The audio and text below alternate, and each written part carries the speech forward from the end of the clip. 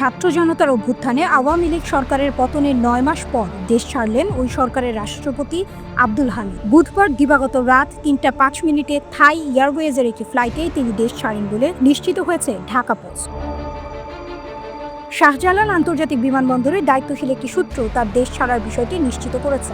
সূত্রটি জানিয়েছে, রাত 3টা 5 মিনিটে থাই এয়ারওয়েজের TZ 340 নম্বর ফ্লাইটে ব্যাংককের উদ্দেশ্যে ঢাকা ছাড়েন আব্দুল হামিদ। সেই সূত্রের বরাতে আরও জানা যায়, গত রাত 11টার দিকে শাহজালাল আন্তর্জাতিক বিমানবন্দরে যান আব্দুল হামিদ। সেখানে যাওয়ার পর ইমিগ্রেশনে প্রয়োজনীয় যাচাই বাছাই শেষে দেশ ছাড়ার সবুজ সংকেত পান তিনি।